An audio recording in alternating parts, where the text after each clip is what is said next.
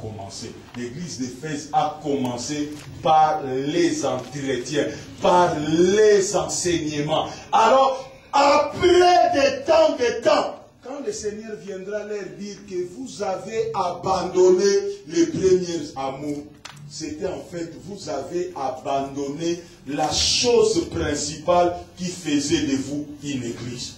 Ce qui faisait de vous une église, c'était des entretiens intelligents, réguliers. Hein? Là où quand on vient à l'église, on prêche des choses dynamiques, intelligentes, sensées, des choses capables, des choses... Bien aimé, je vais vous choquer un peu. Hein? Laisse-moi vous choquer un peu. Vous allez voir un pasteur. Vous arrivez, pasteur, voilà mon problème. Dans les 95% des pasteurs, 95% des pasteurs, la première réponse, frère, on va prier. Mais est-ce que la prière c'est la sorcellerie? Est-ce que la prière c'est la magie? Non, on ne refuse pas, on ne dit pas que la prière est mauvaise. Mais quand quelqu'un vient avec un problème, toi qui écoutes le problème, pourquoi il ne veut pas aller chez le psychologue? Parce qu'il devait aller chez le psychologue. Mais il est venu à l'église, sachant que le Dieu souverain, omnipotent, omniprésent et omniscient a toute la sagesse pour bien aimer. Il y a des problèmes. Tu ne t'en sors pas parce qu'on t'avait conseillé très mal. On t'a dit de prier alors que tu ne devais pas prier, la solution était à côté. Il y a des problèmes pour lesquels on doit attendre la sagesse de Dieu. Nous donner la clarté, nous donner la lumière pour réussir. On n'a pas besoin, frère, on n'a pas besoin, sœur, de passer des temps à gêner et à prier par quelque chose qu'on a besoin d'une direction et d'un conseil. Frère, la Bible dit, heureux ceux qui se confient à l'Éternel. Ils trouvent dans leur cœur des chemins bien tracés.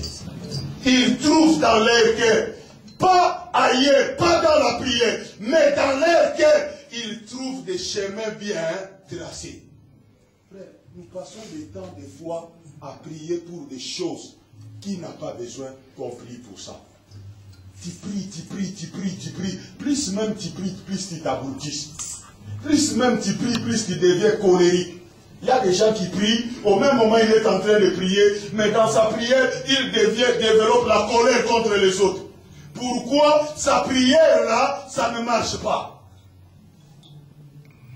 Frère, nous devons comprendre que le problème de l'église aujourd'hui, c'est le problème de la mentalité. Changer la mentalité des gens.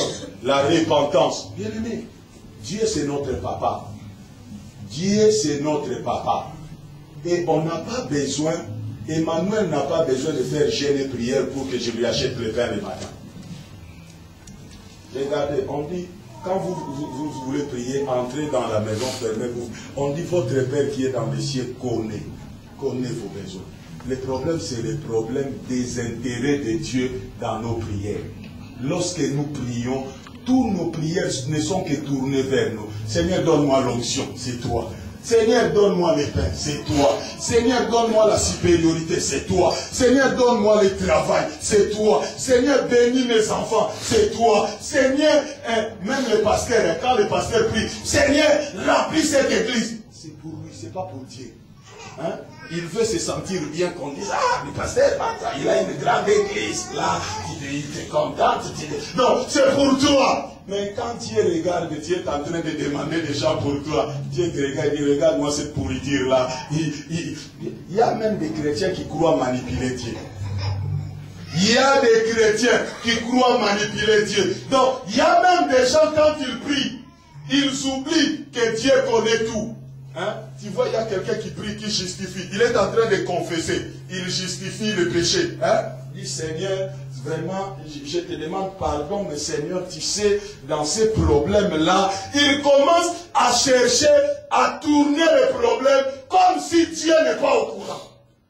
Non, ça c'est ce que nous appelons l'église. Voilà pourquoi nous sommes en train de dire le retour à la grâce, à la mentalité des apôtres. Dans l'église primitive, on n'avait pas toutes ces choses-là qu'on a aujourd'hui. Où un frère se lève, commence à manipuler ses propres frères. Et bien aimé, l'esprit de Nicolas, c'est là où, quand les pasteurs n'aiment pas qu'on les appelle frères. Moi, j'ai vu un pasteur, parce qu'on a appelé frère, il s'est fâché. Il dit frère, hein? Il était de dos. Les frères ne savaient pas, il était nouveau dans l'église, il ne savait pas que c'était lui le pasteur. Il interpellait frère, frère, frère, frère. Il s'est tourné, il a regardé. Il dit, frère, tu appelles qui frère? Là, il sort sa carte de visite. Hein? Sa carte de visite, c'est écrit révérend, apôtre, en charge. Beaucoup de choses. Maintenant, on lui dit, il dit, frère, toi tu m'appelles frère, frère. Tu sais combien moi j'ai souffert pour être pasteur, frère. Tu ne respectes pas mon appel. Quand j'ai seulement entendu ça, j'ai dit, ça c'est une pourriture. Il est en train de dire, tu sais combien j'ai souffert pour être pasteur. On ne souffre pas pour entrer dans le ministère. C'est l'appel de Dieu. Donc quand quelqu'un dit seulement, tu sais combien j'ai souffert pour arriver là où je suis. Il faisait ça par lui-même. Voilà pourquoi il a souffert. Frère, même lorsque... Hier j'étais avec l'apôtre Jean-Marie, il a dit quelque chose.